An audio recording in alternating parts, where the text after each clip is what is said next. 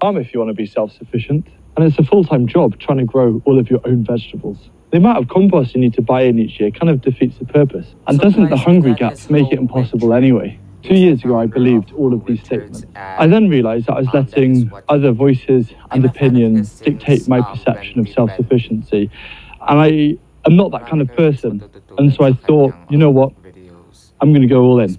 I'm going to actually see if these statements are true, or if there's actually an approachable way in the modern day for people to be self-sufficient without needing a farm. And my response was to create a half-size allotment plot, which is what I'm stood in now. It's quite a big downscale in size for me, and I had never properly measured or quantified what was coming out of the ground, and also the costings and my time taken.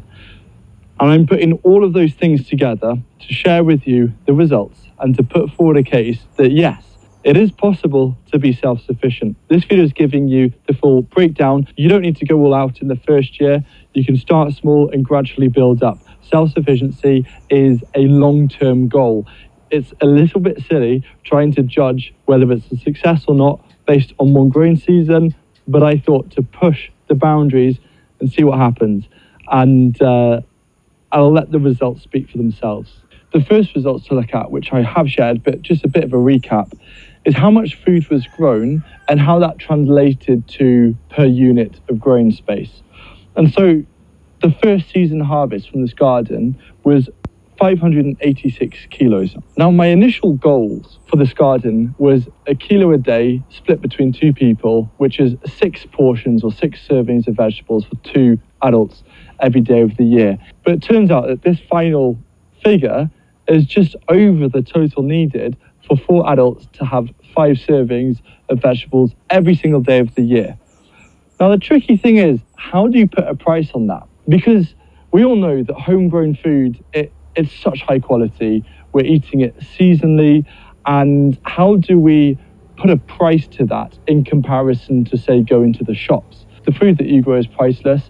I do think this is undervaluing the price. But in terms of the value from a UK supermarket, from Waitrose, to buy the same equivalent of food, that 586 kilos, would cost just under £3,000. It's about £2,955 and 11 pence. So that is a first core figure that we need to keep in our minds. But what does this mean for those of you that have a smaller garden? Well, fortunately for you, I've worked out the costs. So per average metre of growing space, you can grow 100 portions of vegetables over a single growing season. That is a lot. So if you have a balcony or patio, that's a lot of food you can still grow. The value side is very interesting. It is just over £40 per square metre of food. This is why things like succession planting is so important, and also growing a diversity of crops. So you're covering all of your herbs and your salads and your tomatoes. These are especially expensive to buy. Now, I've read more than my fair share of forums discussing self-sufficiency. Is it possible? And one of the things that struck me is that everyone keeps forgetting that there is a value to the compost that you're producing. It is a yield. Yes, it's not something that you can eat, but the more that you can make, the more money you can save. And so I've got an approximate figure for all of the compost that I made in this garden last year, including the hotbeds, at around £350 in terms of what the equivalent cost would be for bagged compost. If I combine the value of the food grown and of the compost, the final figure in terms of what the yield was £3,305 and 11 pence. And so I think now is the time to look at all of those costs. I'm going to be sharing with you all of the costs that is in context to this garden. This is starting off with absolutely nothing whatsoever. Everything was from scratch. So chances are you have a small garden or an allotment, and the idea with the self-sufficiency garden book is that you pick and choose things that really excite you, and you can follow that through the year. And over time, as you start to track your savings, you can then grow as you want. Now, the cost of establishing this garden using raised beds with sides, you don't need to use raised beds with sides, by the way. I just did it because it's easier for photography, but that's a big cost saver. But also all of the wood, all of the tools, all of the compost, the polytunnel, seeds, the perennial plants, and the IBC water tank, everything put together cost £4,100. And so that is a lot of money, but that was trying to create the highest quality setup in one go to hit the ground running for the book. I've worked out that there are many ways where you can save money, like reducing the size of beds and getting a cheaper version of a polytunnel, and being more frugal with sourcing things, for example, wood for making hotbeds. You could, from a blank canvas, create a garden that I would say is 90–95% as productive for half of that price. But as I said earlier, self-sufficiency is for the long term. We don't assign a value to a house for the first year that we spend living in it.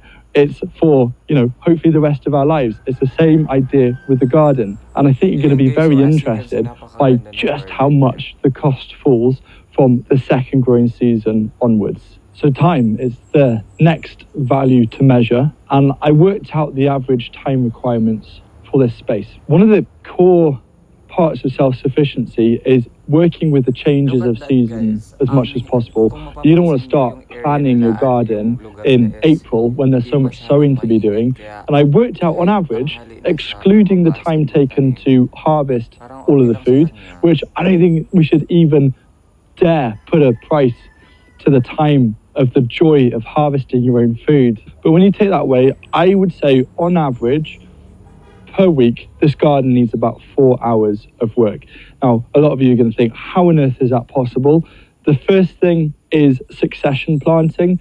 I did a whole video about this, but the idea is that you create a plan at the start of the year, and then every month I just looked at the plan and I did what the plan told me to do, and that saved me a huge amount of time. If there were two of you working on a garden like this, you could come for either a morning or an afternoon once a weekend and pop in every now and then after a day of work and keep on top of it and grow a huge amount of food. And if you really wanted to, you could put a price to your time in terms of this garden. So for me, on average, every hour I invested towards the garden, be it planning, gathering resources, to planting things, it equated in around a value of £15 an hour of both food and compost that I produced. If it was just food, it would be around £14 an hour, compost just over £15 an hour. And as a salary, doing something that you enjoy, eating nutritious, priceless food, I think that is a very good case. Of course, the first year, you're going to have the costs. Just think of costs as being like a really big, chunk of that salary going towards tax. But let's think about the second year. Let's look at actually how much does it cost year on year in terms of maintaining this garden. And then it becomes perhaps the best job in the world. In comparison to setting up a garden, there is very little cost to maintain it. Probably the biggest expense would be seeds. I would rather prioritize this space for growing as much food as possible to feed me over the year than trying to produce as much seed and then sacrificing crop yield. I do think it's about, in order to make it manageable, it's about choosing your sacrifices. And I don't see anything wrong with the amount that you're saving from your garden in terms of getting seeds every year. Now, of course, there's going to be seed packets that can last you 2 or 3 years, but roughly, I would say to maintain it, you want to spend about £100 a year on seeds. I would also say set aside £100 to £150 for like a rainy day fund. There might be a tool that breaks in the future. You will have to replace the plastic of the polytunnels in about 10 years' time. That is still much cheaper than getting a whole new polytunnel. And also with the lower cost in the second year, it makes that average hourly salary look far more favourable. If you want a guide to help you achieve these kind of results in your allotment or garden or growing space, pick up a copy of the Self-Sufficiency Garden. It runs you through the first growing season within this garden. We've absolutely crammed it with as much practical and accessible information for you. And thank you so much to over 10,000 of you who have already ordered a copy of this book.